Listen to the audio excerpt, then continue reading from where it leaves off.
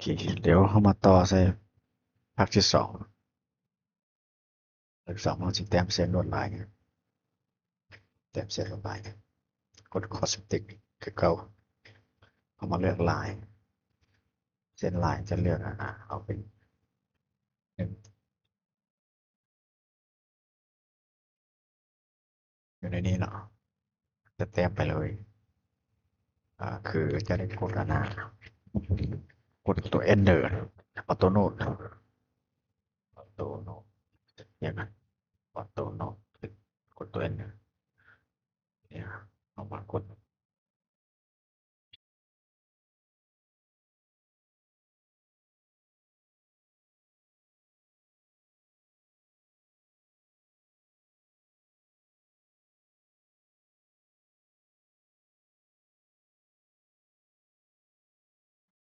แต้มไปเรื่อยๆ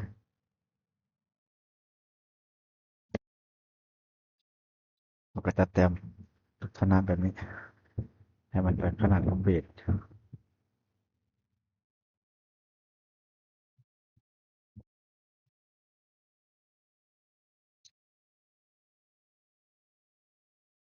ประมาณนี้ครับหลังจากเราแต้มเส้นลวดลายนี่แล้วเราจะได้ลักษณะเส้นเป็นสักทีเนาะแล้วบัดนี้เราก็จะเซฟตัวนี้ไว้เนาะจะเซฟไว้หรือว่าเราจะซอยใส่ทางกลางก็ได้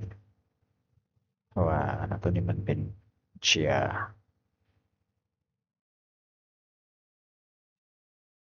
เป็นลักษณะนี้จากที่เราได้กันสิแล้วก็เอาไปเซฟตัวนี้เซฟเป็น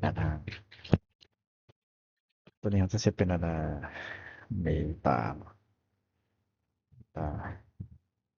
ดูดิเมนดูดิเมนแล้วเราเชียร์เชียร์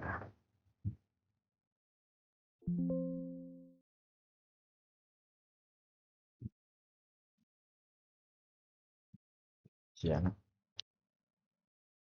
ตัวนี้เขาจะเลือกทั้งหมดเลย จะมาคอมไบ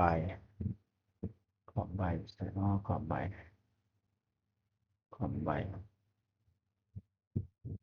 ไบ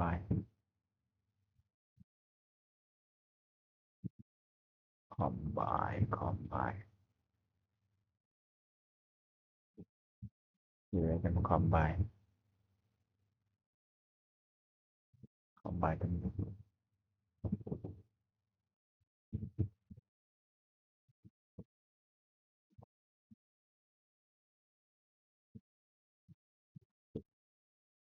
คอมไบเป็นอันเดียวเลยเดี๋ยวตัวนี้เราก็จะระบบปิดสมมติติดหลังจากที่เราได้จังซี่แล้วเนาะแล้วก็มาแต้มตัวนี้จะเป็นดาวไลท์กับใส่ตัวนี้เป็นดาวไลท์เป็นดาวไลท์โอ้คำตอบจากโอโตออโตโนดตัวนี้เราแต้มเป็นโปรก่อน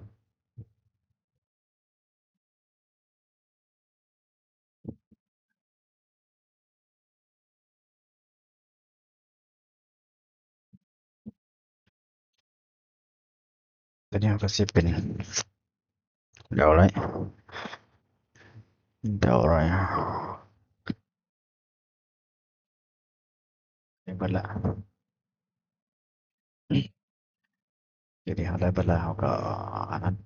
ปิดตัวนี้ออกซอยนี้รู้สึกว่าเส้นหนาเกินไปก็แบบซอยนี้เดี๋ยวนี้ก็รู้สึกว่าหนาเกินไป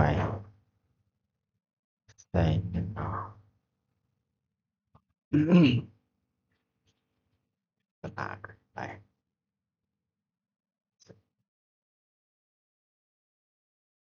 วันนี้เขาได้กันสิแล้วก็ สตอร์นี่เราอาจจะปรับในจาก Ctrl C แล้วกด Customer แล้วก็กด Ctrl V เช็คให้เป็นซอย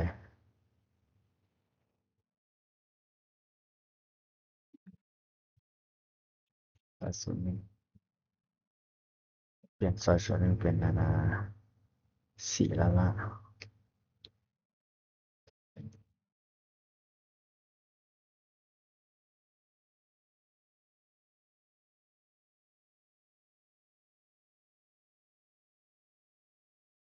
ครับ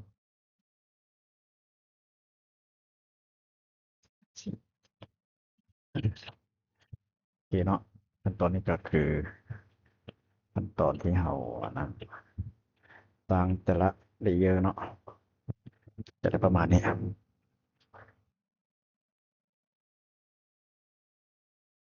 อเคเดี๋ยวเขานาทีเขาจะไล่เวลาเขานั้นส่งไปเป็นยากไล่เมกเขาจะโอ้ซ้ำนาทีก่อน